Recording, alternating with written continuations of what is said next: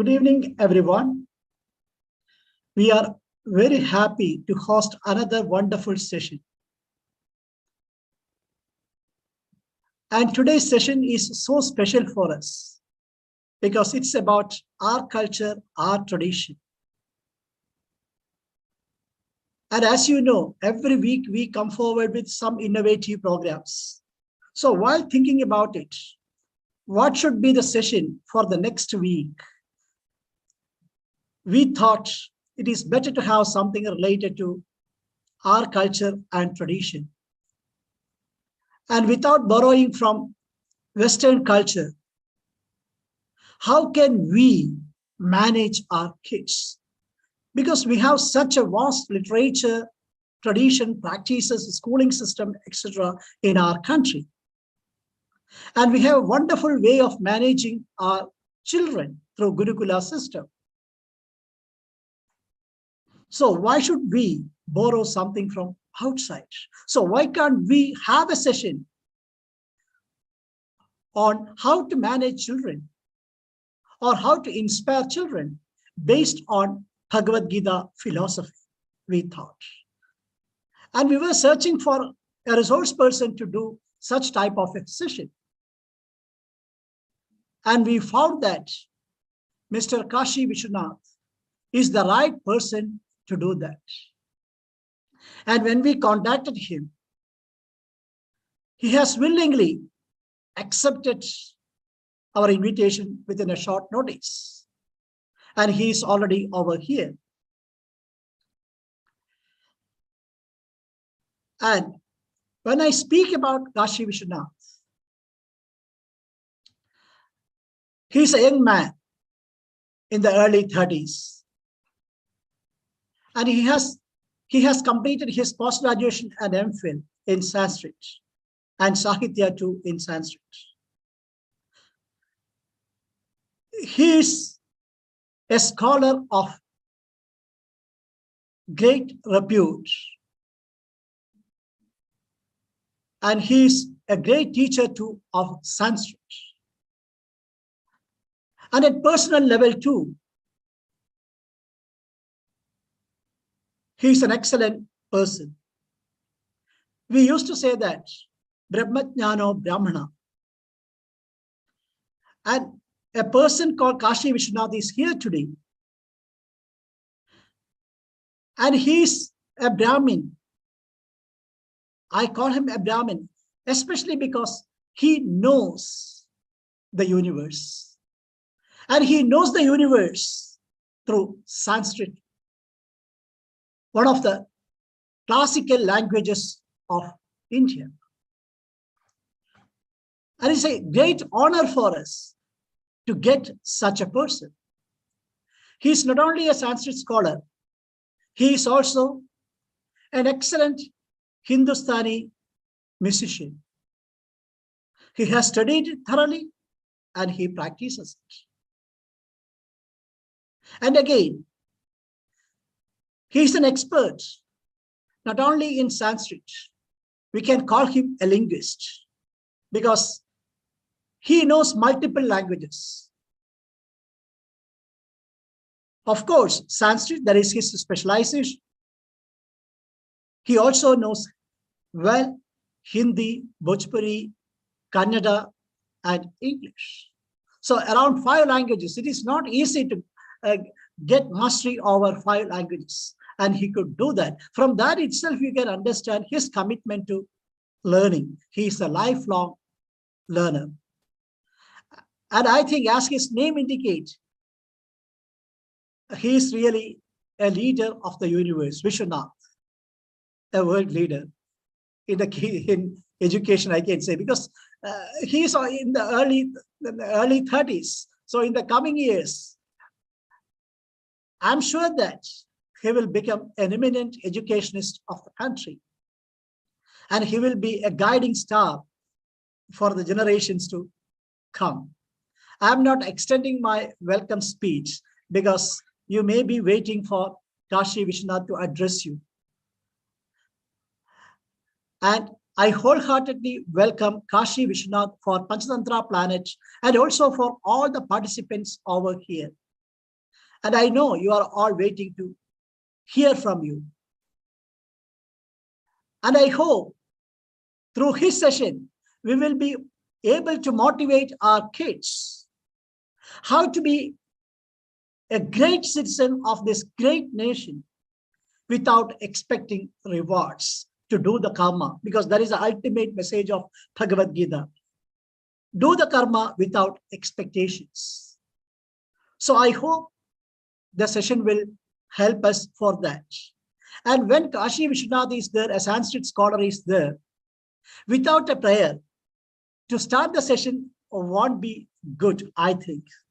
I am not a good reciter or anything, but still I wanted to recite something for all of you. I am not a scholar of Sanskrit or anything.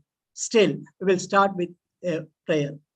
Om Sahana Vavatu, Sahano Punaktu, Sahaviryam Karavavahe, Tejasvina Vadidamastu.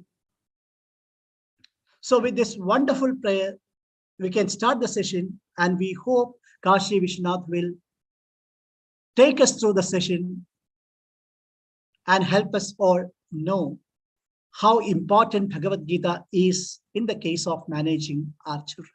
So I welcome Kashi Vishwanath once again to this session. Along with that, I would also like to welcome all the directors of Panchatantra Planet, all the participants, those who joined over here. And also those who joined over here, I would like to request you that if your friends are not able to join, the capacity is full now, you can advise them to visit Panchatantra Planet YouTube channel. There you can watch. And there will be a question and answer session at the end. So let Kashi Vishwanath present his topic for today. And at the end, you can deliberate with him on our doubts and clarify. So once again, I welcome each one of you for this wonderful session, and I hand over the session to Mr. Kashi Vishwanath, our honorable guest. It is over to you, Kashi Vishwanath ji. Over to you. Thank you. Thanks a lot, Radhakrishnan sir, and the whole Panchatantra team for inviting me in between such a beautiful gathering. I'm really overwhelmed by the introduction given by Mr. Radhakrishnan. I'm just 34 now, and I have to learn much very things in future. I'm just here to share something that I learned while I studied Gita and what I experienced. And first of all, Gita is a book that can give the solutions of any problem man faces during his lifetime. But according to my knowledge and my experience, I tried to link it to student-teacher management, that how we can use Gita in our classroom teaching, and how can we enhance our student-led classes, and how we can enhance and enrich our teaching learning process. So let's start our session. I'm just sharing my screen. Would like to know whether you all are able to see it.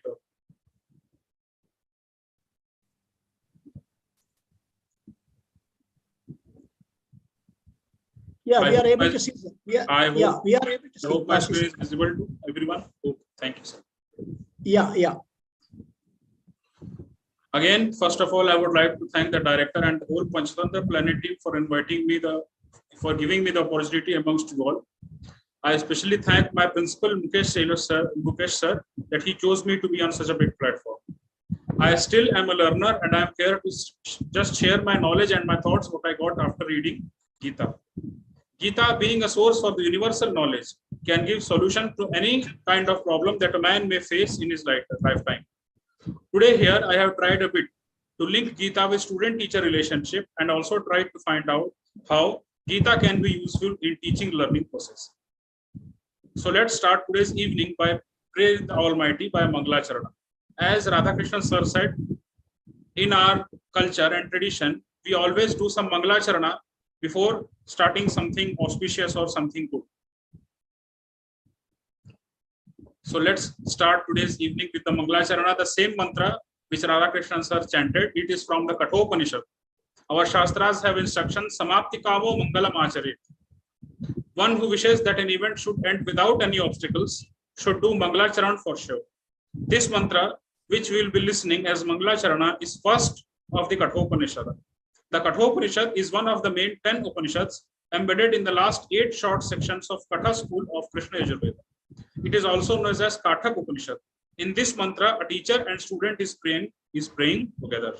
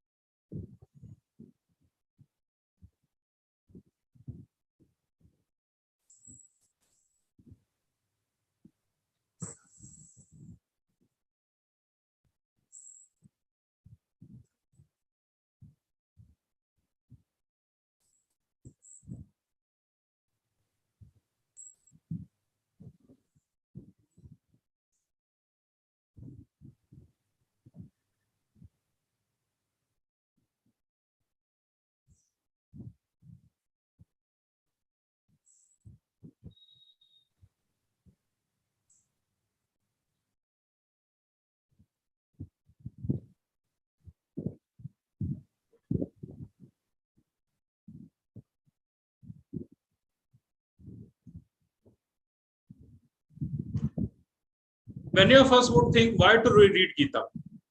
For them, here is a short clip by Padma Shri late Professor Hanif Khan Shastri. He has been an eminent Sanskrit scholar and has done tremendous research on Gita.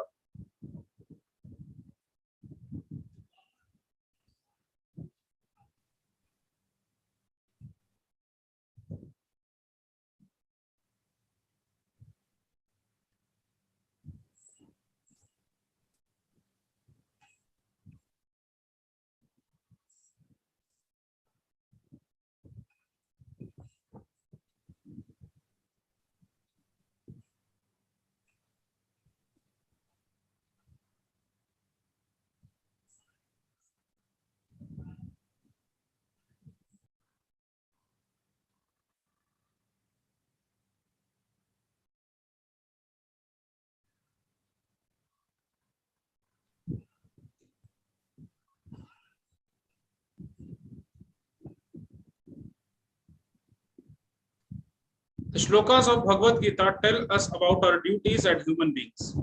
Reading the Bhagavad Gita helps us understand the importance of self-control and how to practice it. Teachings of Bhagavad Gita tell us how to practice Nishkam Karma, as Radhakrishnan sir also mentioned, or actions without desire. By reading the Bhagavad Gita, we learn to shun materialism and vices.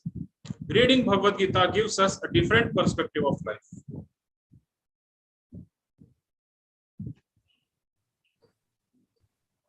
As Professor Hanif Khan Shastri had mentioned the shloka, Sarvopanishado Gavo, Dogdha Gopalanandana, Partho Vatsaha Sudhir Bhokta, Dugdham, Gitamrtam Mahat. The Upanishads are the cows milked by Gopal, Lord Krishna, the son of Nanda, and Arjuna is the calf.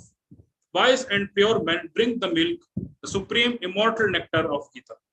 So I tried a little bit that how I could link Gita to student-teacher led classes and teaching and learning process.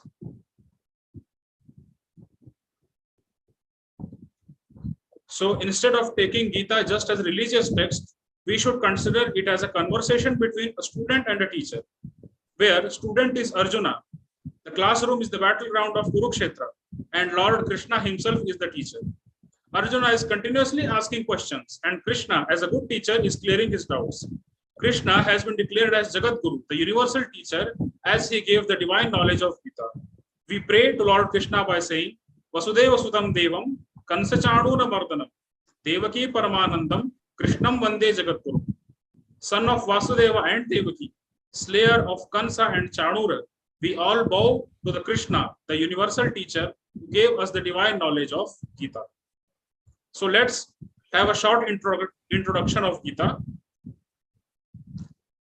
Gita literally means sung or recited by the Lord himself. Bhagavad Gita is recited by Lord Krishna, as we all know. It has been taken from the Mahabharata Bhishma Parva. Gita has total of 18 chapters. 18 is a very important number in Mahabharata. We all know that the Mahabharata war took place for the duration of 18 years. There were a total of 18 Akshauhini Senas. One Akshauhini Sena contains approximately 1,25,000 of cavalry. And Kauravas had 11 Akshauhini Senas and Pandavas had 7 Akshauhini Sena. So 18 is a number very important in Mahabharata. Mahabharata Yuddha took place for 18 days. So in Gita also we have total of 18 chapters, and total shlokas that we have in Gita is 700, where the shlokas spoken by Lord Krishna are in number of 574. By Arjuna it's 84, by Sanjaya 41, and by Dhritarashtra only one shloka, from which the Gita starts. Dharma kshetre kurukshetre samveta yutsavah mamakaha pandavascheva kimu kurvat Sanjaya, where Dhritarashtra asks Sanjay that my son and Pandu's son are all together in the Kurukshetra. What are they doing? This is the only one and only shloka spoken by Dhritarashtra in whole Gita. We have a concept of fixed and growth mindset. A fixed mindset means you believe intelligence, talent, and the other qualities are innate and unchangeable. If you are not good at something, you typically think you will never be good at it. But by contrast, a growth mindset means you believe intelligence and talent can be developed with practice and effort. Initially, Gita is also an example of changing mindset, where Arjuna in the beginning of Kurukshetra war keeps his bow Gandiv aside and says to Lord Krishna that he won't participate in the battle. In the first chapter, in the first chapter of the Gita, Arjuna says, "And I see adverse omens, O Keshava. I do not see any good in killing my kinsmen in battle. My Lord, I crave not for victory, not for the kingdom, nor for any pleasure. What were a kingdom or happiness or life to me when for those I seek desire, these things stand here about to sacrifice their property and their lives. Teachers, fathers, sons, and also grandfathers, maternal uncles, father-in-law, grandsons, brothers and brothers-in-law and other relatives, these I do not wish to kill. Though they kill me, O Krishna, even for the sake of dominion over these three worlds, leave alone killing them for the sake of earth." Then Lord Krishna changes the mindset of Arjuna by saying, "These bodies are of embodied self, which is eternal, indestructible, and immeasurable, are said to have end. Therefore fight, O Arjuna. It is not born, nor does it die. After having been, it again ceases not to be unborn, eternal, changeless, and ancient. It is not killed when the body is killed." So here we can very well see that how a fixed mindset was there in the mind of Arjuna, and Lord Krishna, by giving the Gita, changed his mindset from fixed mindset to growth mindset. So this was a short introduction of Gita. So now we carry forward our meet to the next portion of the webinar, where we will see that how we can teach students according to Gita, and we can link our teaching learning process through Gita.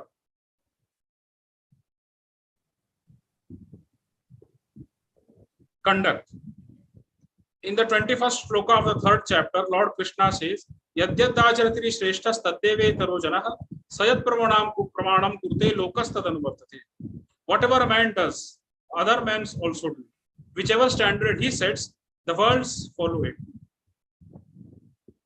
We, being teachers, are expected to be in such a way that our students follow us. Parents and the teachers are always role models for their children and students. Hence, being the torch bearers for the society, teaching profession is considered the most noble profession. So first and foremost thing to look upon in student management is we follow the model code of conduct as teachers. Because in class and outside the class also, teachers always follow us. So we should be always careful that we do not show any kind of such behavior in front of students that should not be according to our profession and our dignity. So a conduct for a teacher is the most important thing. First of all, we should look upon, because we are the role models for our students, and how we behave decides that how our students will behave. So here also Lord Krishna says Arjuna that you are a great person. If you don't participate in the war and if you don't do your duties, then the other people who are in the world, who are following you, for whom you are a role model, they won't also participate in their karma. So don't be a poor guy and participate in the yuddha, which is your duty right now. As a Kshatriya, you are present in the Kurukshetra battlefield. So just do your duty without thinking anything. So we as a teachers should also look upon that our conduct should be in such a way that student also follow us, and we should not do any such thing which is not suitable to our profession.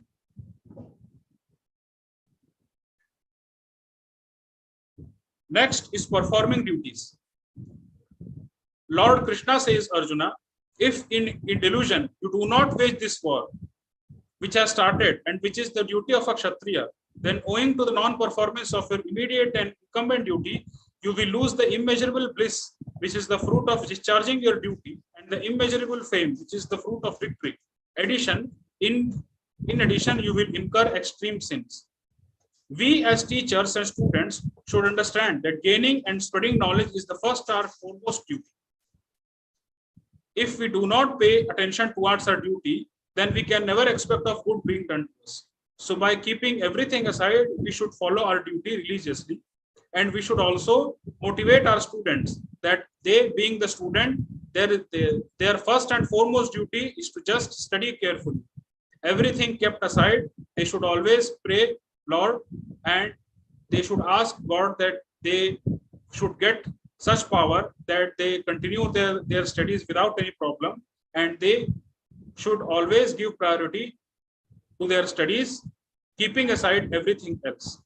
So Lord Krishna as also says in the 33rd shlok of the second chapter, Athachitvam dharmam sangramam na karishyasi tatah sadharma kirtim sa hitva papam mavapsasi. If you do not participate in the war, which is your duty, because you are present in the battlefield as a warrior and as a Kshatriya, you won't be able to get anything good. You will lose all your credit and you will incur extreme sin. So we as a teachers should also motivate our students that being a student, studying is the first and foremost important thing for students to do, and keeping everything aside, they should pay attention towards the study only.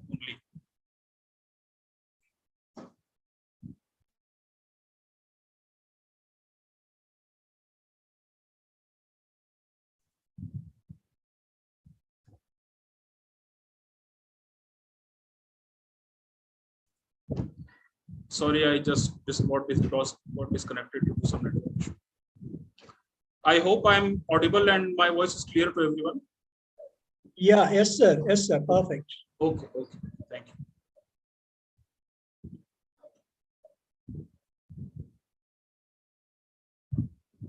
The next thing to look upon is behavior imbalance. In the 14th shloka of the second chapter, Lord Krishna says to Arjuna, Matra swarshastu kaunteya shita shitoshna sukha dukkhada agama paino nityam titishnashvas bharata.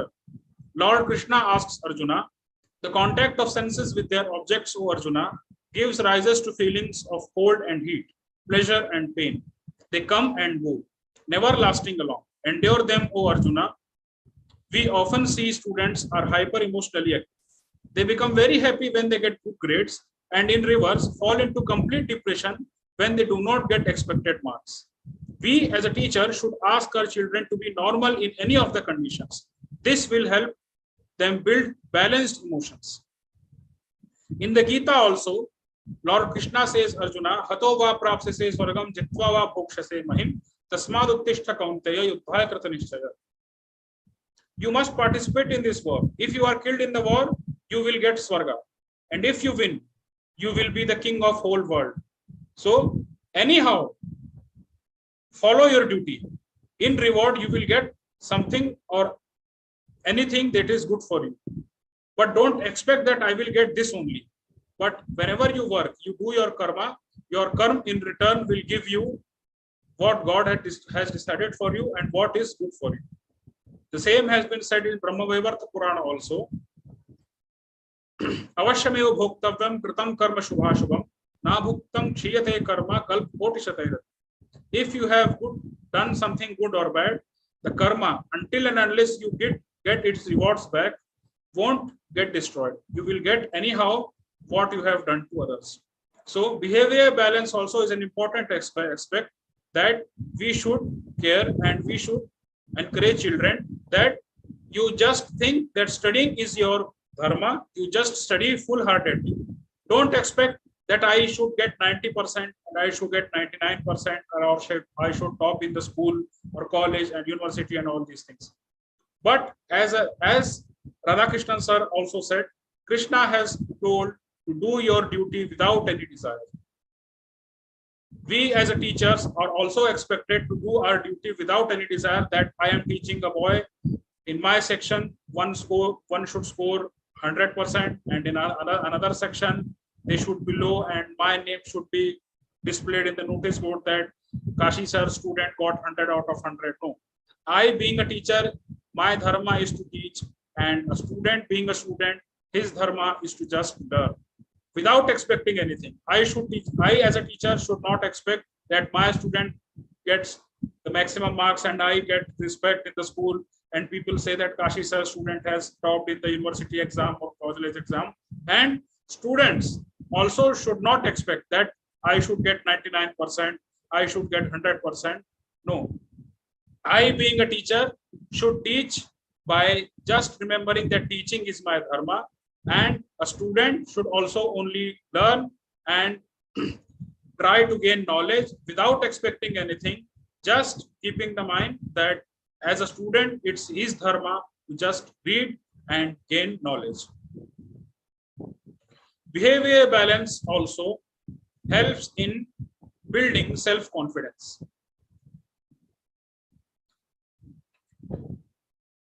Lord Krishna in the 40th shloka of chapter 4 says, one who is ignorant and faithless and has a doubting mind perishes. Neither this world nor the next nor happiness exists for one who has doubting mind. Often it happens that students lose their confidence and do silly mistakes or blunders in exams. We as teachers should help them in building self-confidence amongst themselves. Confidence helps us feel ready for life experiences. When we are confident, we are more likely to move forward with people and opportunities, not back away from them. And if things don't work out at first, confidence helps us try again. It's possible when confidence is low. Self-confidence is a very important thing we as a teachers and students should look upon. Students often study very thoroughly and very rigorously, but when they sit in the exam room, having question paper and the answer sheet in their hand, they just become nervous.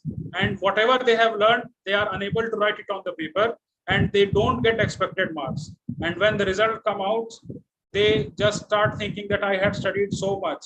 It was in my hand, but I couldn't write it on the paper. This is the reason where self-confidence lacks. Students should have self-confidence on themselves that what I have learned, what I have written, and what I have summarized, I have to write it completely on the paper so I get the expected marks. So self-confidence is the most important thing for students. We should ask them to develop in themselves. Now the question arises, how to develop self-confidence? Self-confidence can be developed only and only by emotional bonding. The inherent qualities such as caring, trust, and mutual respect in a teacher-student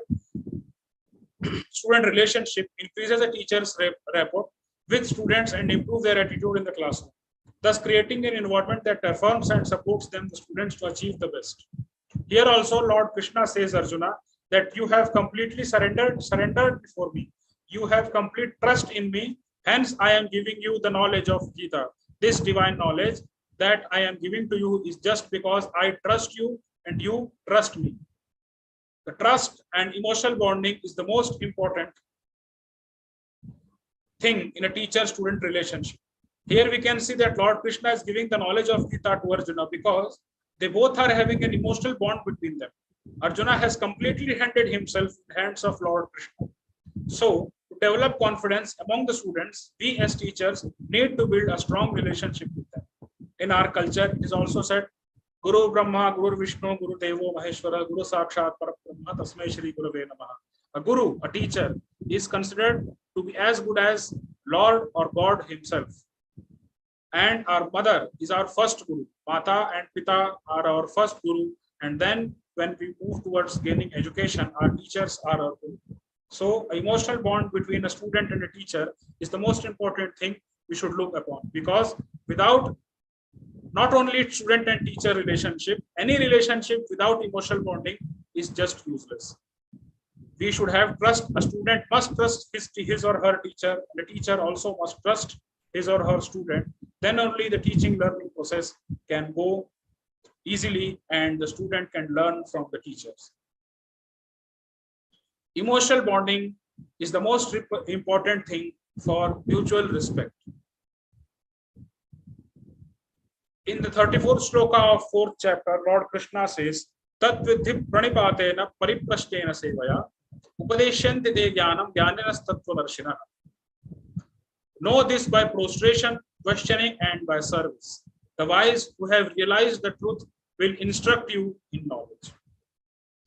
When the emotional bond takes place between student and teachers, automatically the respect develops. Teachers also start to respect his students, and the students also start respecting his or her teachers. So respect is the key of emotional bonding. And when an emotional bonding is formed and a student starts respecting his or her teacher, the inquisitiveness in the student arises. Because many a times it happens that due to hesitation, students are unable to ask the questions. Whenever they don't understand any topic or any chapter in the class, they feel shy to ask from teachers because they feel that their peers and their classmates will make fun of them. And sometimes if there is no emotional bond with the teacher, students also feel shy to ask anything. So when emotional bond is created and the respect is mutual, a student can completely and freely ask any type of questions to the teacher in the class whenever he doesn't understand a topic or a chapter. Once the emotional bond between the student and the teacher is created, the students automatically start respecting the teacher, which in return develops a feeling that we are free to ask anything from our teachers. Then the students start questioning in the class due to inquisitiveness. Class without questioning and proper interaction between students and the teachers would be monotonous, and the purpose of teaching the children would be useless. So, questioning while teaching is an important aspect to be followed for complete teaching and learning process. If I, as a teacher, am just speaking and the students are just listening blank and they are not getting anything, and when in return I ask them questions, they are unable to give answer, or this, if they don't ask me anything, that means that they are not paying attention in the class. As a joke has came, we used to send it on WhatsApp also, and you all must have heard it. More study, more confusion; less study, less confusion; no study, no confusion. If there is no confusion in the class, then it's simply said that no one has understood anything. Just it was monotonous. I spoke and I just came out of the class. So questioning is the most important aspect in the classroom teaching, which also tells you that how did you teach. It gives you feedback when your students ask questions from you that, sir, I did not get this topic or I did not get this chapter. So when students ask you question, this shows that how well you have taught that topic and how well the students have taken that topic in their mind and have understood what have you taught in the class. But questioning can be problematic sometimes also, because in our Shastras, there are 4 types of questions which have been discussed. Let's see what are those 4 types of questions. First of all, it's prashna. Prashna means normal question. Prati prashna means a counter question. Ati prashna means question above mental level. And ku prashna which says questions without any sense. An example for prashna could be, what's your name? A kid may answer, my name is XYZ at ABC and all that. It's a normal question and you have got that answer. A prati prashna may be counter question. When you ask a child that what's your name, he will say, my name is XYZ or ABC. A counter question may be, again, you will ask, in which standard do you study, or in which school do you study? Then the student will answer, I study in class 3 and I study in class 4. My school's name is DPS, my school's name is Kendriya Vidyalaya, anything. This is the Prati Prashna. Ati Prashna is a question above mental level. For example, you can't teach a grade 3 child about quantum physics. Quantum physics is a topic that is taught in BSc, MSc and all that. But if you try to teach quantum physics to a class 3 child, he won't get that. So this is Ati Prashna. Or sometimes in class, we also say that unintentionally or intentionally, students ask some questions that are above of their mental level.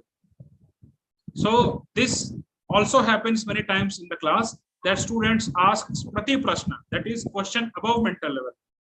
And the last and the most dangerous is Ku Prashna, that questions without any sense. If someone asks why we can't extract oil from sand, then what the answer can we as a teacher can give? So Ku Prashna, Ati Prashna, Prati Prashna and Prashna, these are 4 types of questions. So we as a teachers always face all 4 types of questions, but normally it's always Prashna and Prati Prashna. Sometimes students ask Ati Prashna, but some mischievous kid, just to spoil your teaching time, or just to waste your time, or just to make a fun of someone in the class, asks Ku Prashna many a times, a question that has no sense or a question without any meaning. But when a Ku Prashna is asked, then what are its consequences? We as a teacher get angry and annoyed.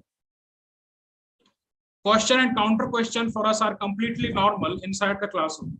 Sometimes we also face above mental level question, as I said earlier, but when some students just ask useless questions just to disturb us and kill our teaching time, we may get angry. Here we have to control our emotions. Anger is the foremost enemy of mankind. Here, Lord Krishna in the 63rd shloka of chapter 2nd says, Krodha dhavati sammoha, sammoha smriti brahmaha, smriti bhranshad buddhinasho, buddhinashat pranashyat. From anger, there comes delusion. From delusion, the loss of memory. From the loss of memory, the destruction of discrimination. And with the destruction of discrimination, he is lost, or the person is completely lost. So we as a teacher should control our anger very well, that does not harm us and our students.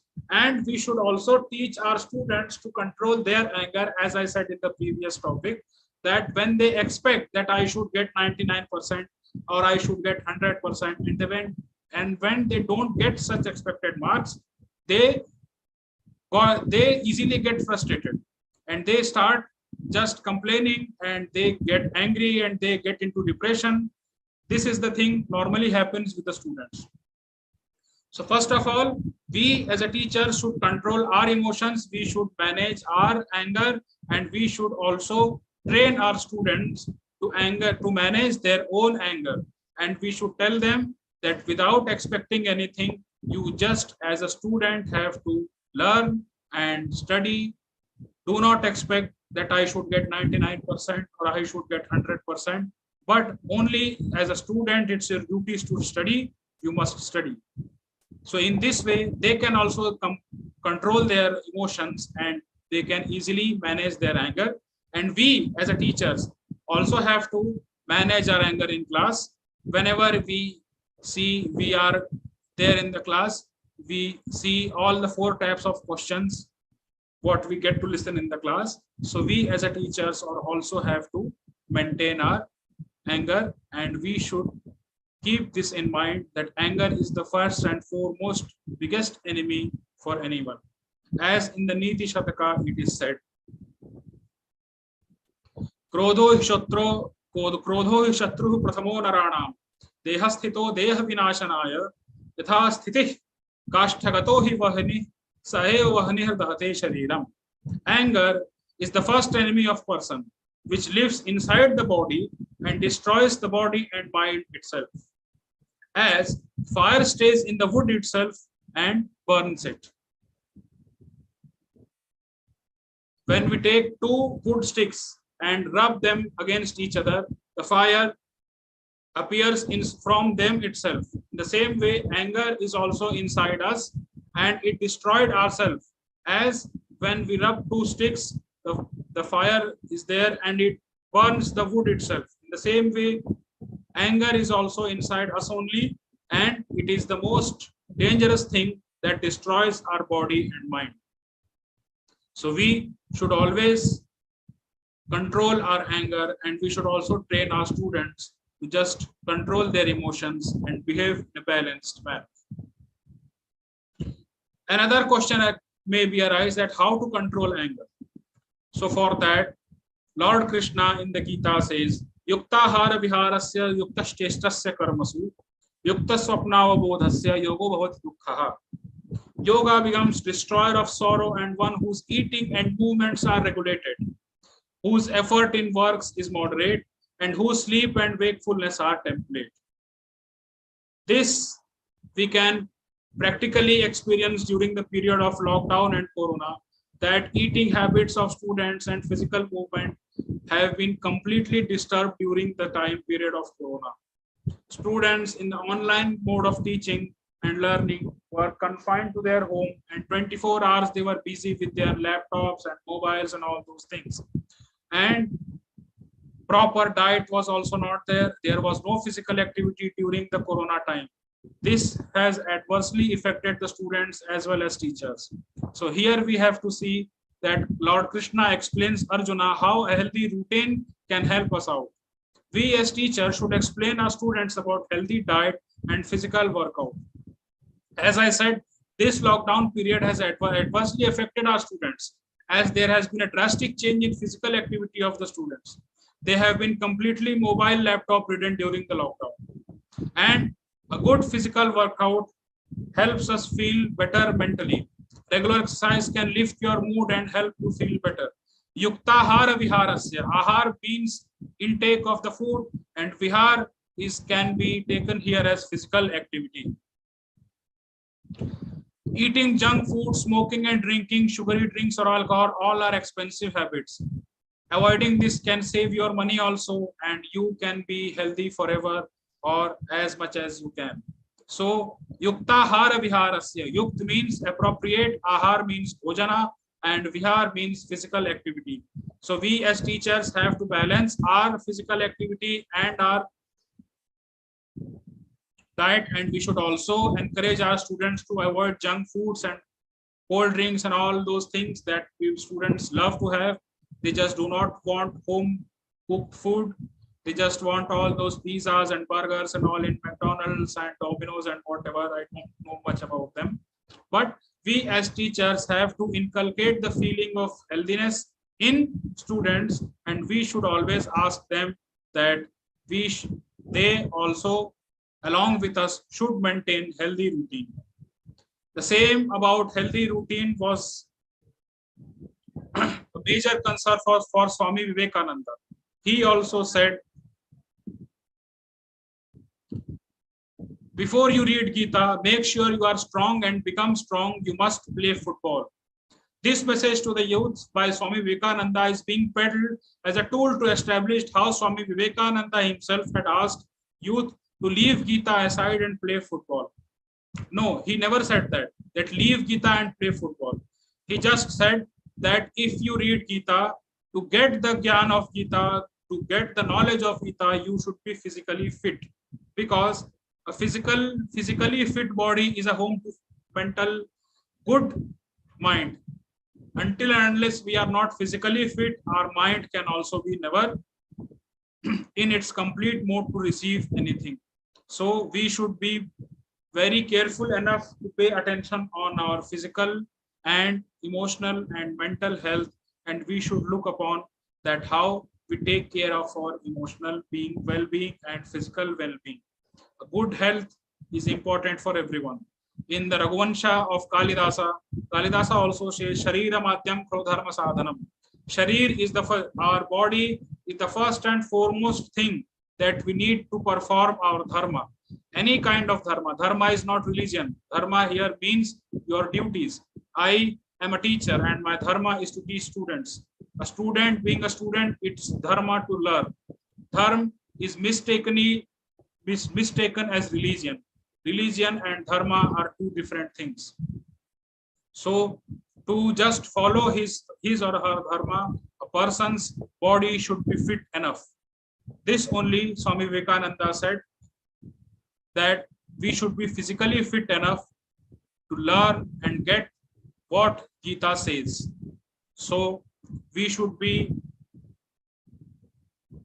kind enough and we should be so caring about our good health that we should keep our children also motivated, that they should pay attention for their health, and we as a teachers have also to pay attention towards our health, being it emotional health or being it a physical health.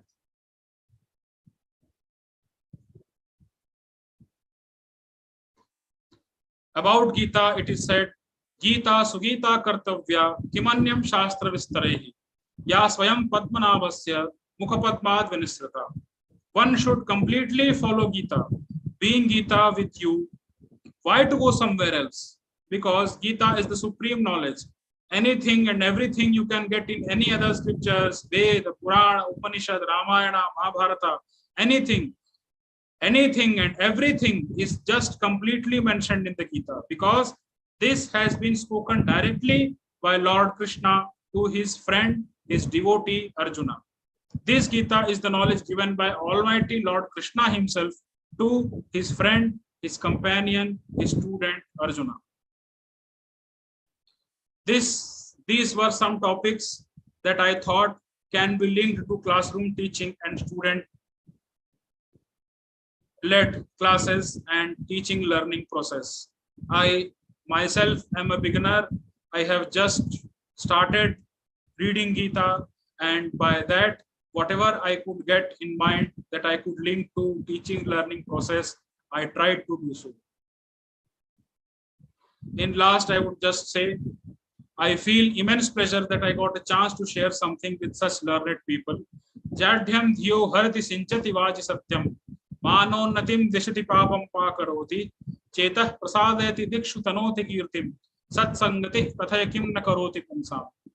Bhartrihari in his Niti Shatakam 19th shloka says, moves the mind's dullness, sprinkles truth in the speech, increases dignity, drives evil away, purifies the intellect, spreads fame everywhere. Tell me, what does good company not provide to men? I am immensely lucky that I was given a chance to speak something in front of such a learned people. At last, I would like to wish you all a very happy new year, because from today our Nav Samvatsara starts in India. This is a shlok written by me itself. Yachate Vishwanathoyam Vishwanatham Maheshwaram Samvatsaro Navinoyam Sarvebhya Shubhado Bhavet. I, Vishwanatha, pray to Lord Vishwanatha, the presiding deity of Kashi, that this new Samvatsara that has begun today may bring health, prosperity, and happiness in everyone's life. So I again thank you all that you gave your precious time listening me, and I apologize if I said something wrong and or inappropriate according to you. I am also just a learner. It's just a beginning of my learning, but then also what I thought and what I gained from my experience, I tried to share it with you all. Thank you very much.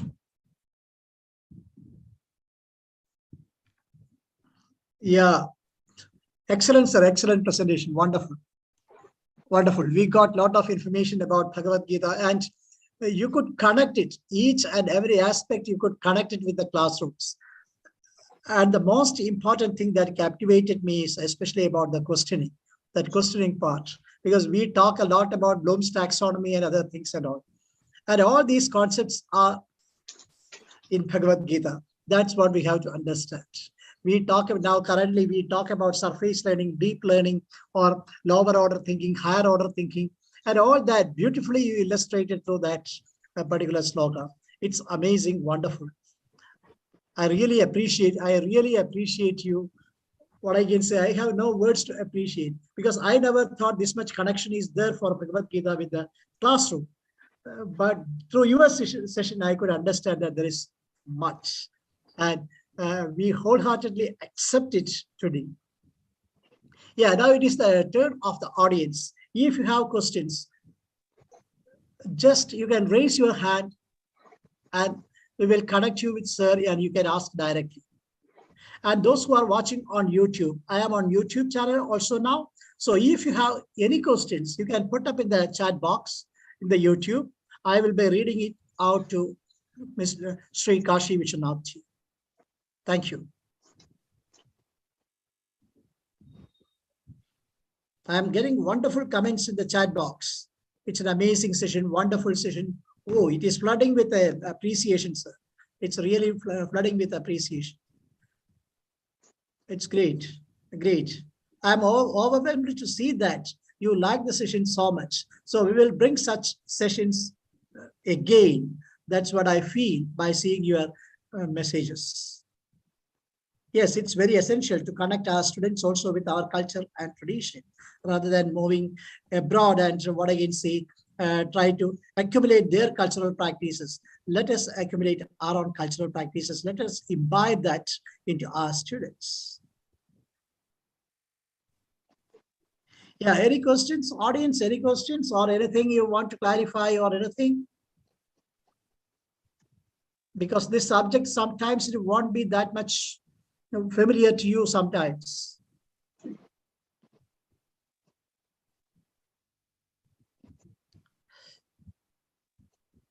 Srilata asked in the YouTube chat box that, is there certificate for this webinar? Yes, you will be getting the certificate. At the end of the session, we will be sharing with you on chat, in the chat box of YouTube also, the feedback form. Once you submit the feedback form without mistakes, within 5 minutes, you will be getting the certificate on your inbox, email inbox. Thank you.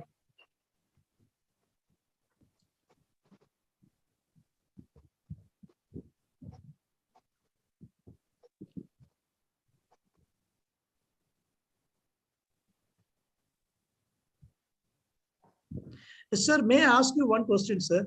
Yes, sir. Yeah. Whatever, how you can connect it, I don't know. But just let me ask. Nowadays, what happens? Most of the children are getting addicted to different substances and unwanted things. Okay, it's especially the influence of the West, we can say, or we can say unwanted people. Okay, whatever it may be. So, how do you think spiritualism will help, or spirituality will help us to deviate these children from these negative attitudes? And how can we inculcate this spirituality among the children? Sir, as I said during my presentation, these all things come when they get over attached or over excited towards anything. First of all, we as a parents have to inculcate the feelings of such things in our children. Anything we learn is our home is our first and foremost school. In our school also, when we get PTM, parents often complain that, sir, he's totally mobile addicted and he never eats anything without mobile and all. I just simply ask them a question. Was he born with a mobile, or you purchased a mobile and gave it to him? That's the simple thing I ask. That you gave him mobile. So first of all, we as a parents have to keep this in mind, that we have to inculcate feelings for our culture, our tradition in our students, in our children. Because in school, we spend only 6 hours or mere 8 hours with our children. But the home is the first school for students. So we as a parents have to look after. And then only, as in the Mahabharata also, Abhimanyu was just in the womb of Uttara. Parikshit was in the womb of Uttara and Abhimanyu in the womb of Subhadra. When Lord Krishna had told him the Chakravyuha, and Arjuna was telling the story to Subhadra. And there were 7 circles or 7 stages of the Chakravyuha, and till 6th, Subhadra was awake, and during the 7th one, she fell asleep, and Abhimanyu was not able to take that. So we have to look upon that we inculcate these things in our children from childhood itself. And Gita also says, don't get attached to anything. In Gita, Bhagavan Krishna also says, be as Padma Patra Ivambhasa. The leaf of the lotus is in the water, then also it's above the water. It never merges with the water. So we should be in this world just as the lotus leaf. We should be in this world, but above this world. We should not get attached to all these things. So that we can do as a parent and as a teacher. Yeah, thank you, sir. Thank you, sir. Kashi sir, there is a question in the chat box of YouTube by Soundaryam Srinivasan. How control anger in classroom? How to control anger in the classroom? How to control anger in classroom? For this, I will recite a short story from Ramayana, that once Lord Rama was sitting with Lord Lakshmana, and a monkey from Vanar Sena came, and he hit Lord Rama by his tail and ran away. This happens twice, thrice, many times. But Lord Rama was totally calm and cool, and he did not react. But Lakshmana was seeing this. He saw and he asked Lord Rama that, Bhaiya, again and again the monkey is coming and hitting you by its tail. Why are you not reacting? In Sundarkanda also, when Hanumanji was in Lanka and Ravana ordered to burn the tail of Hanumana, Ravana says, Kapike Mamta Poonch par. The most important thing for a monkey is its tail. He is very attached to its tail. So the monkey is coming, he is hitting me by its tail. Then he is offering something which is most important for him. I am getting irritated, you are getting irritated that a monkey is coming and hitting me by tail. So when we get angry in class by some students that they behave abnormally and they don't listen to us, so we should think it's their age. They get mischievous during that time. So we should think they are having mischiefs in their mind and they are giving it to you. You just happily accept it and see what can be done. So this story can help in anger management. Whatever the child does in the class, you just think he is having the same thing with him and he is giving it to you. So just think that, and we can control our anger in such a way. Yeah, thank you, sir. There are a few more questions in the chat box coming up. Sir. I will read it out. From Ananthi. Some students are compelled by the parents to choose a particular group in grade 11. In return, they are not interested in studies. How can we motivate them using spiritual ideas? Again, here the same thing comes, expecting. The parents force children, they are expecting that they should become doctor and they should become engineer and they should become architect and all. So that should be avoided. You just leave the child, ask him that you have to study, it's your duty. You choose whatever you want, you do whatever you want. Expecting is the most abnormal thing in one's life. Expectations hurt most. In Ramayana also it says, Moha sakal vyadhin ke mula tehi pujayi puna bahusunda. Expectations are the key of many such problems. Parents forcefully expect their children to be doctors and to be engineers. That only Lord Krishna has said, do your work without expecting anything. You just leave your kid. You just ask him that as a student, it's your dharma to study and you have to completely give your 100%. Whatever you feel to take, you are free to take. When parents expect this from their children, that they should only become a doctor, they should only become an engineer, then the problem arises. So we should leave our children aside and we should keep them completely free that whatever they feel to do, they can opt that subject in the future. Yeah, thank you, sir. Thank you, sir. Then another question, sir. Many people connect religion with a culture. What is your explanation for this? This is asked by KMC Kamaranchani. Religion is an important part of culture, but religion is not completely culture. Many things that we in Indian culture have been taught in Hindu dharma and all. As I said, dharma is often taken as religion. But for religion, it's a term in Sanskrit that is known as pantha. Dharma is never religion. Dharma is your duty. I, being a teacher, my dharma is to teach.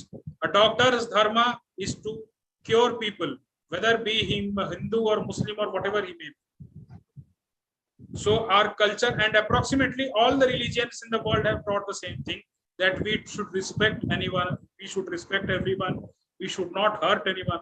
So we can say that religion and culture are synonyms of each other, but not completely. Good, sir. Good explanation. Excellent. I appreciate. Any more questions? Any more questions?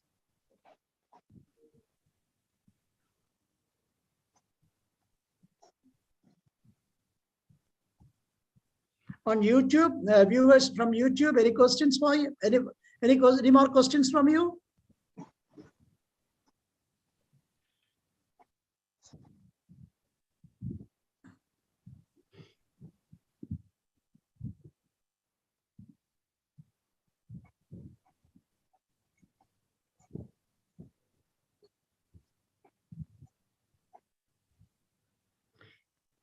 Yeah, sir, one more question, sir. Kalaraj. Yeah, which age is suitable to recite the Gita slogas? You can start teaching your children by the age of 5 or 6, because by 5 or 6 years, they are so much trained that they can easily grasp anything. So from age to 5 or 6 years, you can start teaching your children. Yeah, someone has a Prashanti Shetty has written that religion and culture are synonyms to each other. Do you have any comment to that, sir? Yes, as I said, religions also teach the same thing that our culture. We as a our religion is a major factor that how we behave. So culture is something that is related to religion. We can't completely differentiate between them. They are synonym to each other. We can say that. Yeah.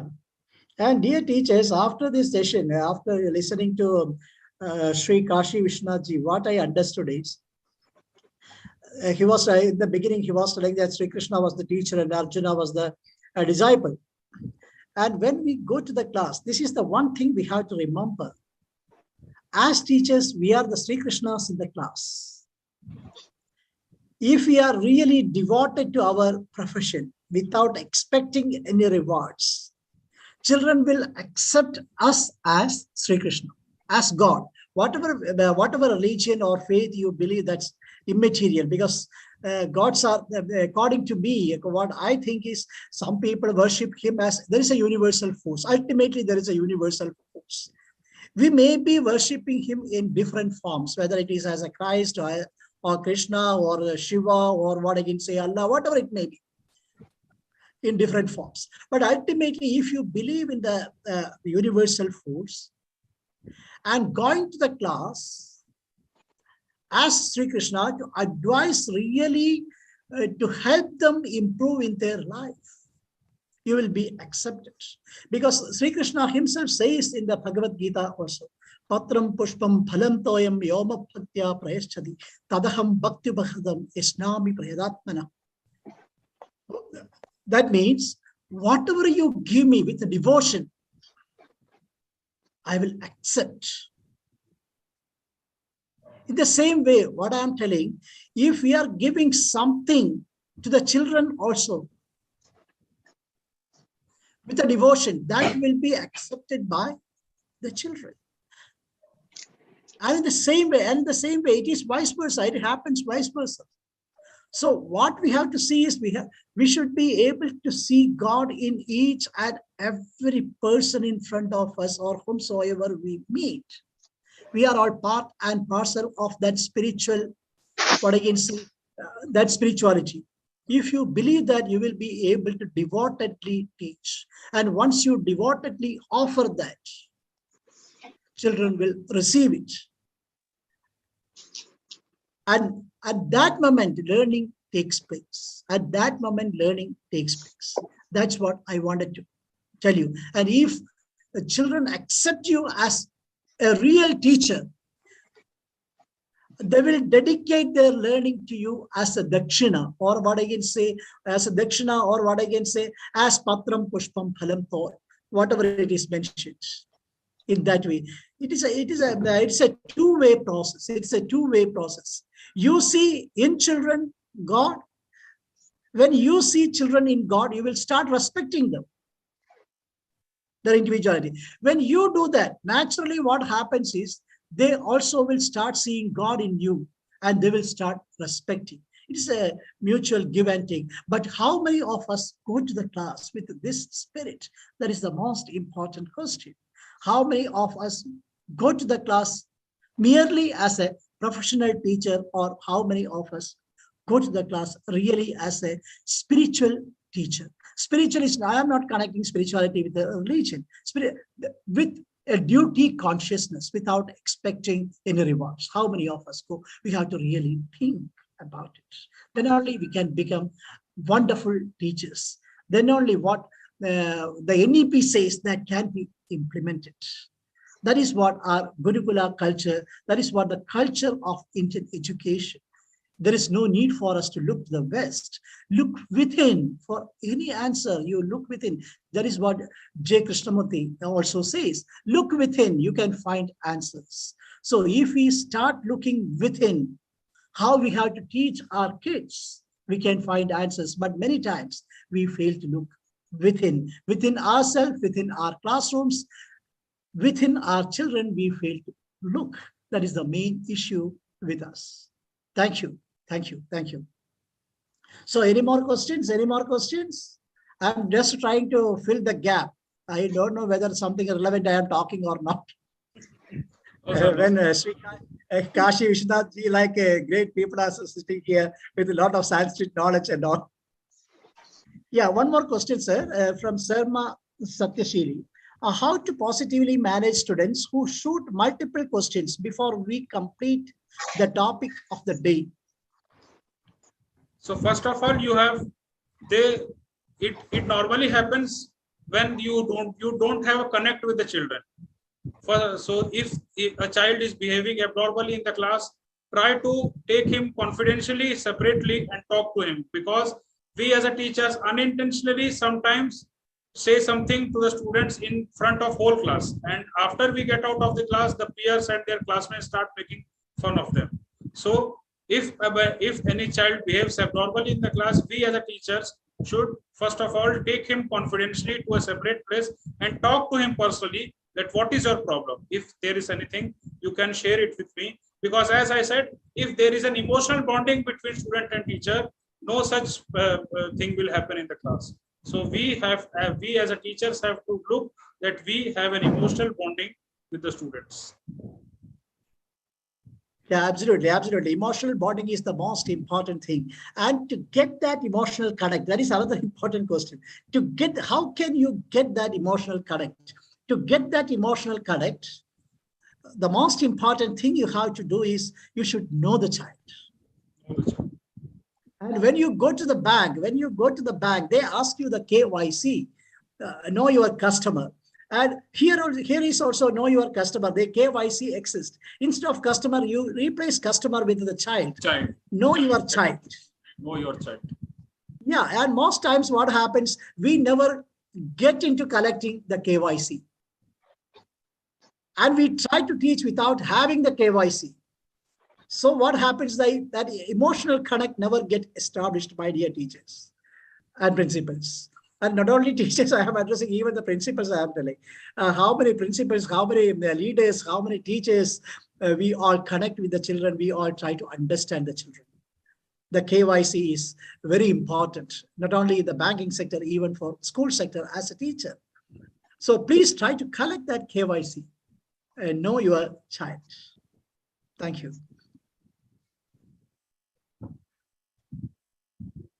Yeah, any more questions? Any more questions?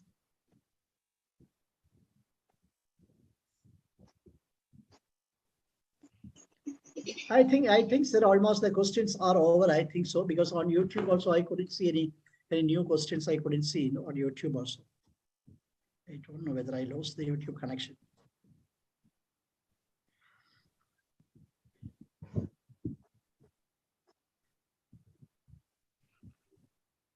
Yeah, there are no questions in the YouTube also. Sir, can we get the link for certificate.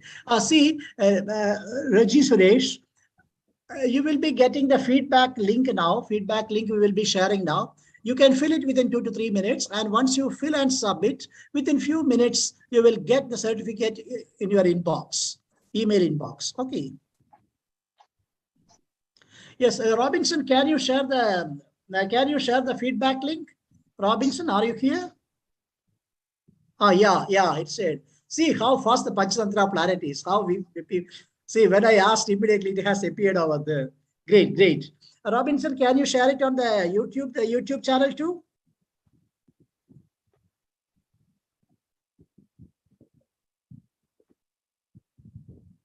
Yeah, it has YouTube listeners. It is shared on the YouTube channel too by Panchatantra Planet. It has shared already.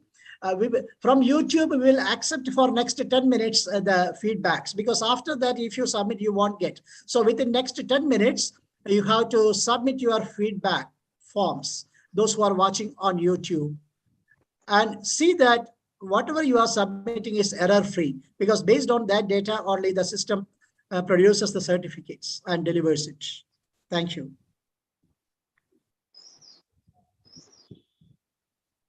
And Uma Maheshwari has written in the YouTube comment as, if Gita chanting is introduced as a weekly once in our school, it will be helpful for students. Yes, absolutely. We agree to that. Agreed. Gita chanting should be introduced. Yeah, it is not only Gita chanting, whatever religious texts are there, those should be, because almost all the religious texts teaches us dharma. And what happens, we simply try to preach religions rather than trying to practice religions. So rather than trying to preach religions, we have to start practicing religions. Whether you are a Hindu or a Christian or a Muslim or a Parsi, if you really start practicing your religion, there won't be any issue.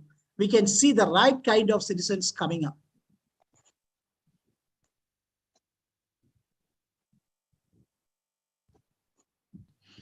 Yeah, I think you have received the feedback forms on both YouTube and also on what I can say on the Zoom platform. Now I would like to invite Manju ma'am. Manju ma'am is one of our directors, and also she is owner of 2 to 3 schools. She is also a very dedicated educationist, I can say, kind of committed, so that even though she is very busy, still she is over here now. And I have noticed that right from the beginning of the session, Manju ma'am was silently listening to what Mr. Kashi Vishnath sir was telling. She was very attentive, and she is over here to express the vote of thanks.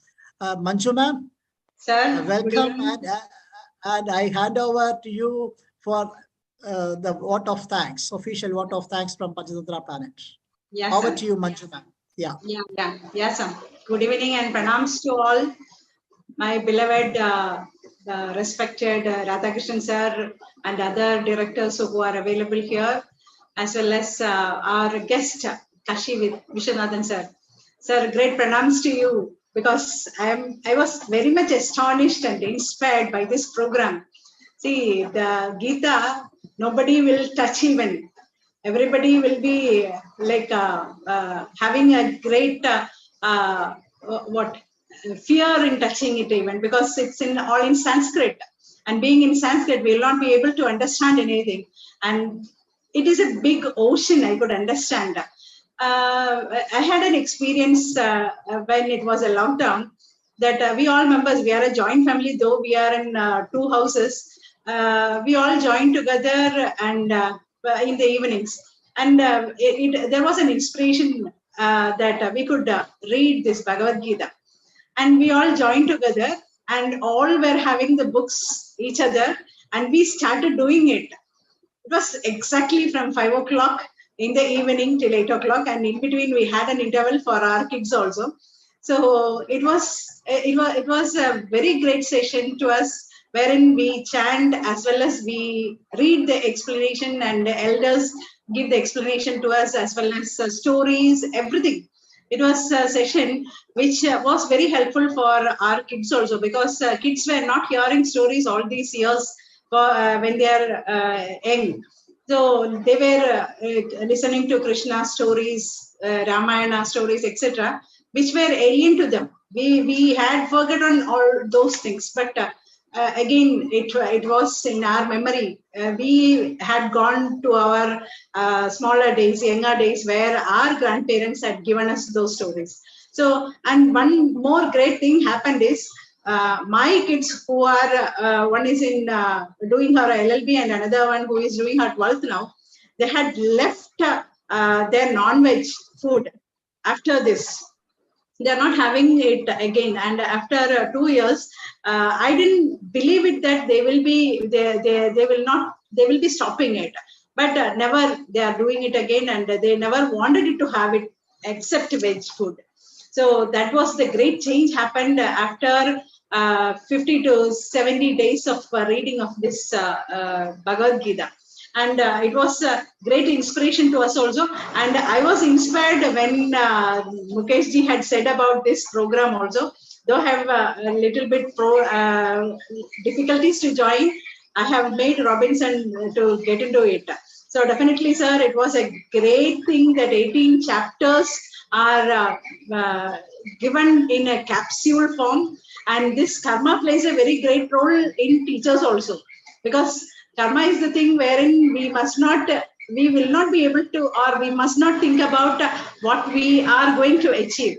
But still, if at all we are being as Krishna alone, but we all teachers will be alone. We think about result. That is the karma which we do it. But sincere teachers are there, but if we are not thinking about our results, the business mentality of the management also will be in problem. So definitely we all should become as Krishna to make our kids to have a very good education, and that too will help us in a prolonged way. So as Kshatriyas, Dharma, we should also have, we are the warriors there and we are the king over there, and we have to help a lot our students to achieve something rather than getting knowledge alone. So that is what very important. And he had connected, sir have connected everything with our education. So such a great thing, where everywhere it is very important, though we have learned in B.Ed, whether all teachers are doing it or not, here it is very important to connect it with the students from the beginning of nursery to their ending of the school and the education too. So this holy book, it is everything about the life is given to us, and in a nutshell you had explained everything. So I thank from my bottom of the heart regarding this program. However, Mukesh sir had given us, he's a great personality and director here in this Panchatantra too. And sir, great thanks to you for this program coming to us, coming to our platform and giving us such an enlightenment session. Thank you so much. I thank Mukesh sir for this. I thank Radhakrishnan sir, who is there with us every time, toiling behind for the sessions. Every time he used to call up every eminent personalities and find out a session every Saturdays. It was a great task, and he does it with an ease. So I thank him on behalf of Panchatantra. And Binmon sir also is there. I don't know whether he is present today. He's having some difficulties to join us. I also thank him for his toil behind this Panchatantra planet. And I also thank the participants who had been here with us to understand about Gita in a nutshell, and also the persons behind the screen, Robinson as well as Abhilash, Mr. Abhilash. They are the great personalities who made this program a successful one. I thank all of them from the bottom of my heart for this session to be a great success. Thank you so much. Thank you, Manchu ma'am. Thank you so much for the wonderful word of thanks. And even though the session is over, one more question I could see in the YouTube channel. I don't want to disappoint anyone. So I am putting up that question across to you, Sri Kashi Vishwanath ji. See, what is Sanatana Dharma according to you? A question by Nageshwar Rao. Sanatan Dharma is just, we can say that Atmavat Sarvabhuteshu Yah Pashyati Sa Pandita. It's very well said in the Niti Shloka that Sanatan Dharma teaches, consider everyone as you only. What you think should be done with you, you should do with other also. Atmana Pratikulani Paresham Na Samacharet. Whatever you expect that should be done to you, you do the same thing with others. If you want that people should respect you, you should respect others. If you want people should care for you, you should care for others. If you want that people should feel good with you, you also make feel good someone else. So Sanatan Dharma is the same, that think for everyone and think for others along with you. This, according to me, can be a definition of Sanatan Dharma. Yeah. In short, Tattvamasi. Tattvamasi. In nutshell. Great. Yeah. So, Kashi Vishwanathji, once again, thank you so much for enlightening us. It was really a wonderful session. And I would like to request you one more thing. Can you take a session on in the next week, or in the coming, if possible, next week itself, next Saturday itself, on anchor management based on Bhagavad Gita? Is it possible for you? Or can you suggest someone who can take an anchor management session for the students, teachers, parents, and everyone? Okay, sir. I'll contact you. My email address is with you, and I will give my phone number also, WhatsApp number, so we can be in contact, and I will look into this. Okay, what can. So can you take yourself, or you will find and give someone? Sir, actually we are having exams in our school on next Saturday, so I would need some time. I will take this up with you. You have my email ID, and I will give you my mobile number. I will do, or I can suggest someone. Just give me some time. Okay. I will suggest. Oh, yeah, okay. I think Kashi sir, you yourself can take. We will wait for 2-3 weeks. No problem. Okay, sir. Okay. You suggest a Saturday according to your convenience, within a month's time. Okay. Thank you. It is on anchor management. How to control anger, because that is one of the most important. So thank you so much, Kashi Vishwanathji, once again. Thank you so much. Let Lord Vishwanatha bless you in abundance, and let you become one of the greatest educators of India in the coming years, and inspire everyone. Thank you. God bless you. Thank you so much. Thank you. Bye-bye. See you. So participants, I hope you have filled the feedback form. So once you have filled, we can wind up the session. I hope everyone filled the form. We will wait for 2 more minutes. After that, we will be winding up. Thank you.